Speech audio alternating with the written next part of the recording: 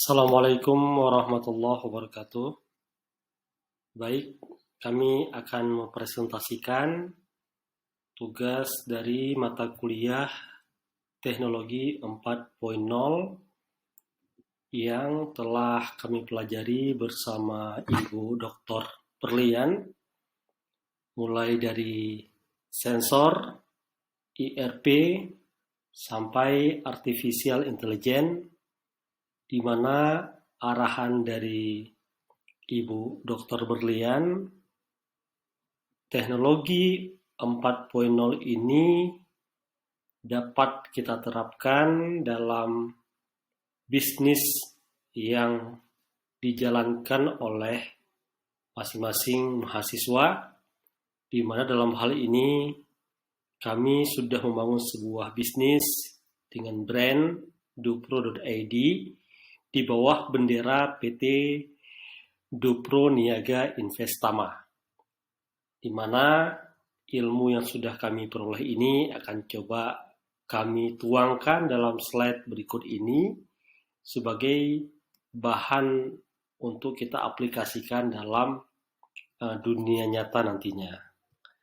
Sebelumnya kami menjelaskan bahwa Dupro.id ini merupakan sebuah perusahaan startup teknologi yang bergerak di bidang e-commerce, jual beli, investasi properti, dan juga menjalankan beberapa bidang usaha, baik di sektor marketing, di sektor buy and sell, di sektor rent, penyewaan, dan juga di sektor manajemen investasi. Yang terakhir, kita juga memiliki bisnis manajemen working space yang juga merupakan kantor dari Dupro.id itu sendiri. Untuk tugas sensor, setelah kita mengkaji, yang paling tepatnya kita meletakkan pada unit usaha working space, karena segmen dari working space ini merupakan usaha dengan bangunan gedung fisik, di mana working space building itu merupakan usaha penyewaan space kantor, baik digunakan secara bersama-sama oleh para tenant maupun klien yang memilih untuk ruang kerja yang privasi. Dan juga kita menyediakan jasa sewa meeting room, ruangan Zoom, ruangan podcast. Kita berinovasi dengan kebutuhan pasar saat ini, dan ada corner cafe juga untuk fasilitas tambahan dari working space building ini. Untuk pemanfaatan sensor bagi inovasi bisnis working space kami, rencananya kami akan menggunakan sensor-sensor ini. Yang pertama, fungsi ke dalam internal kami, diharapkan kami bisa meningkatkan efisiensi dan efektivitas dari perusahaan kami. Untuk efektivitas, kita akan memantau juga kinerja dari karyawan kita.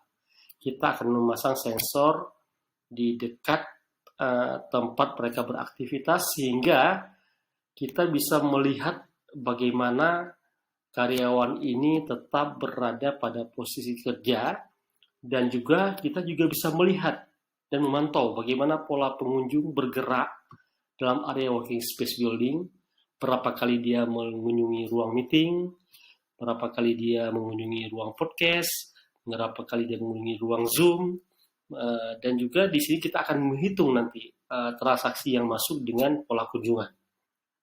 Kemudian kita akan memanfaatkan juga sensor suhu ruangan, di mana dalam working space ini beban usaha operasional rutin yang sangat besar itu adalah listrik, dengan salah satu instrumennya yaitu AC. Nah, kadang-kadang karyawan lupa mematikan AC ketika ruang meeting sudah digunakan oleh tenant, ataupun tidak mematikan AC ketika ruang kantor para tenant itu dalam keadaan kosong. Oleh karena itu, untuk melakukan efisiensi beban operasional usaha, kita akan memanfaatkan sensor suhu untuk mengontrol suhu ruangan supaya terpakai sesuai dengan jumlah orang, dan juga untuk mematikan suhu ruangan yang memang tidak dikunjungi oleh pengguna. Kemudian kita juga akan memakai sensor untuk memantau pemakaian ruangan seperti yang saya jelaskan tadi, ya, sebagaimana data dari admin, kita akan memantau penggunaan ruangan oleh pengguna dengan data yang ada pada admin terkait penjualan ataupun pengeluaran.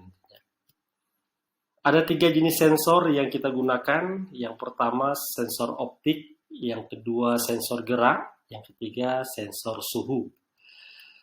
Untuk sensor optik ini kita seperti yang saya sampaikan tadi, kita akan memasang yang pertama untuk kebutuhan internal, supaya setiap karyawan yang berada di pos masing-masing itu mereka standby dan mereka tetap fokus profesional, bekerja tanpa sering keluar dari area kerjanya. Jadi ketika mereka keluar dari area kerjanya, maka sensor akan memantau itu. Kemudian kita juga bisa melihat bagaimana peta pola kunjungan pengguna, apakah dia lebih banyak mengunjungi ruang meeting room di lantai 1, lantai 2, lantai 3, ataupun dia lebih sering ke kafe. Bagaimana, apakah dia ketika masuk ke kantor kita dia akan ke kafe dulu atau langsung ke ruang kerja. Nah, dari sensor ini kita bisa melihat bagaimana perilaku konsumen kita yang nantinya bisa kita gunakan untuk pengembangan bisnis. Untuk sensor gerak, itu kita akan pasang pada pintu masuk gedung.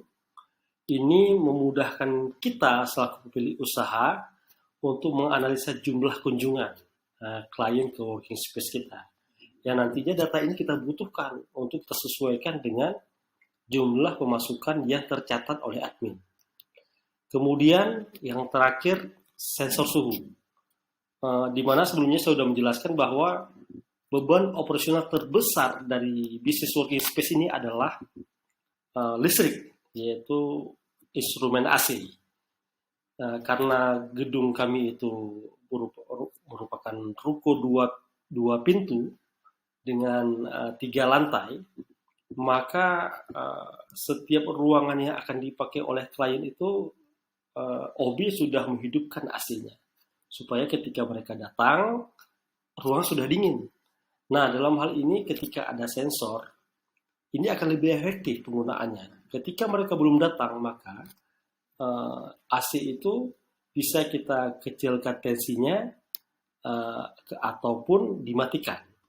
Dan bagi ruang-ruangan yang ditinggalkan oleh pengguna itu bisa mati dengan otomatis dengan sensor suhu, ataupun kita setting itu bisa berada pada suhu yang sangat minimal ketika jumlah penggunanya sedikit ataupun ruangan itu dalam keadaan kosong. Kemudian sedikit diagram dari sensor pada working space Supro ini. Yang pertama tadi kita sampaikan ada sensor gerak yang dipasang pada pintu masuk sehingga dapat menghitung traffic kunjungan pengguna. Kemudian sensor optik dipasang pada jalur lintasan menuju setiap ruangan dalam area yang akan memantau pergerakan dari memantau pola kunjungan dan juga tadi memantau kinerja karyawan pada pos masing-masing. Kemudian sensor suhu itu dipasang untuk mendeteksi suhu ruangan supaya efektif hemat penggunaan suhu sesuai dengan pengguna. Yang terakhir, dengan 3 data sensor ini kita akan menganalisa dan mengevaluasi untuk perkembangan bisnis working space ini untuk melakukan efisiensi dan memaksimalkan profitable. Yang kedua, Dupro Edi juga akan menggunakan ERP dalam membangun usahanya. Semakin kompleks sebuah bisnis, ya kita butuhkan sebuah sistem, di mana sistem itu bernama Enterprise Resource Planning. Nah, tujuan Dupro menggunakan ERP ini adalah untuk membangun sebuah sistem yang berpusat pada proses layanan dan memfasilitasi setiap perjalanan pelanggan pada proses yang otomatisasi, mulai dari pemasaran propertinya, dari penjualan hingga pasca penjualan, apakah seperti sektor finansial, ya, pasca penjualan kita perlu support di finansial, link ke bank dan sebagainya, kemudian meningkatkan efisiensi dan juga memastikan kolaborasi yang efektif antar departemen, karena ada beberapa departemen yang harus sinergi. Dan juga dengan hadirnya ERP ini diharapkan dapat meningkatkan citra merek perusahaan kita. Sebagai contoh bagaimana ERP proses untuk Duplo.id ini, di sini ada customer order yang terhubung dengan customer service. Ini merupakan pintu gerbang dari layanan Duplo.id ini.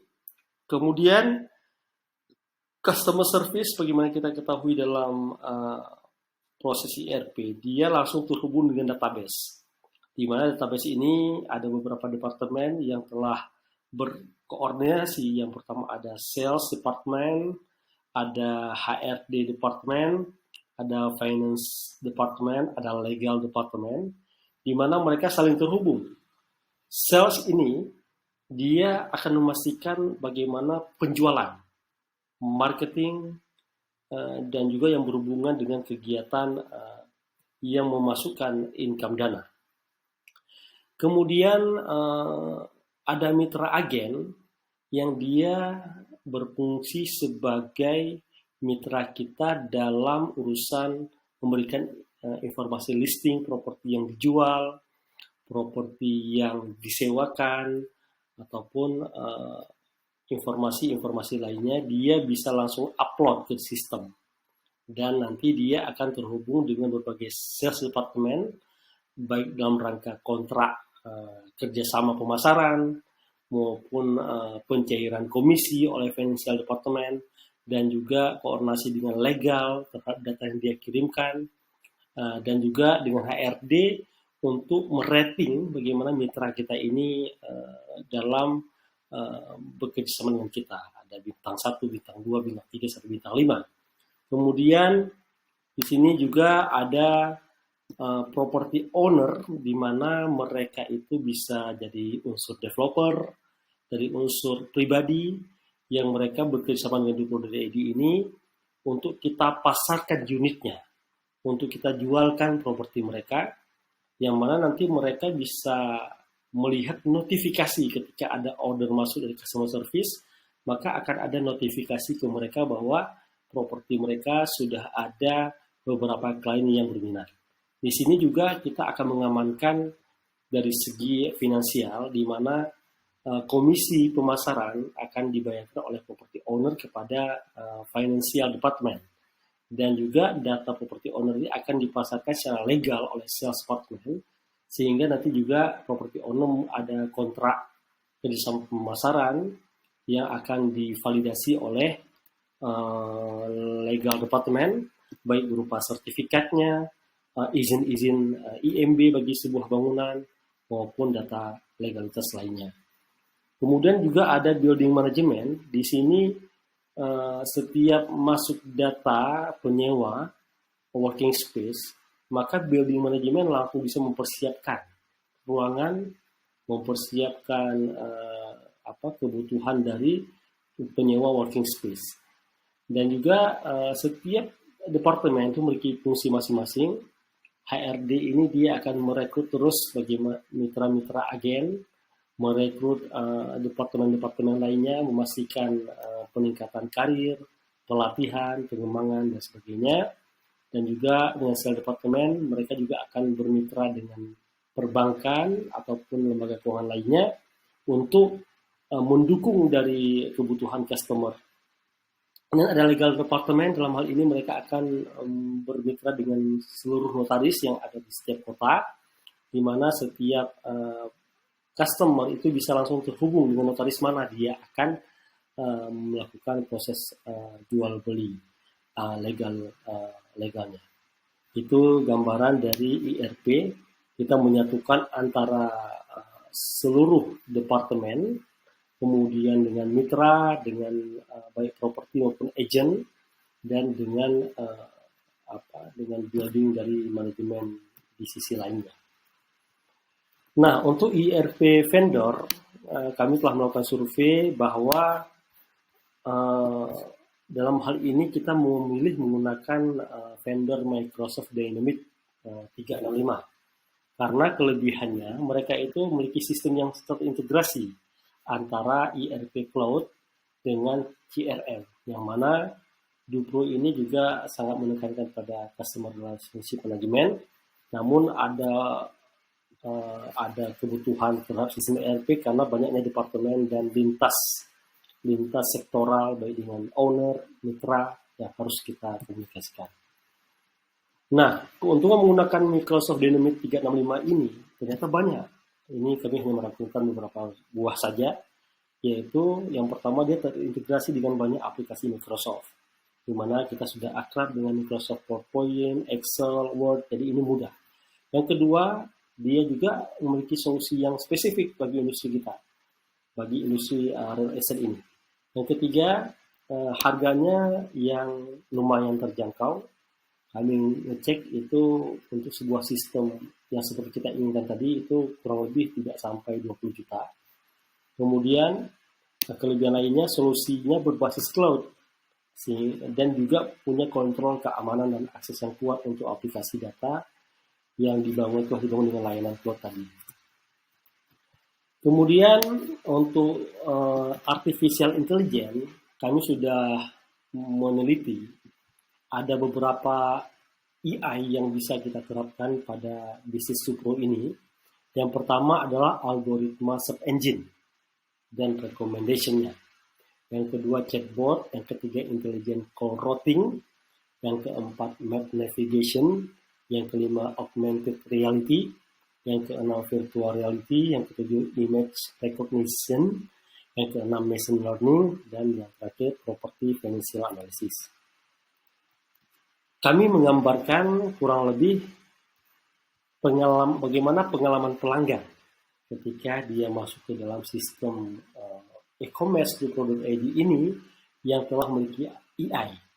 Yang pertama dia akan mendapati adanya search engine atau algoritma search engine, di mana ketika dia memasukkan pencarian, maka algoritma search engine ini akan memilihkan properti yang sesuai kebutuhannya. Misalnya properti yang dekat dengan sekolah, properti yang dekat dengan kantor yang dia sedang bekerja, properti yang dekat dengan fasilitas publik yang dia butuhkan. Lalu dari sederetan banyak listing, ribuan listing, maka akan ada rekomendasi dari algoritma itu yang sesuai dengan kebutuhan dia. Sehingga dari ribuan data properti, dia akan mendapatkan 3-5 properti yang sangat cocok dengan kebutuhan dengan dia.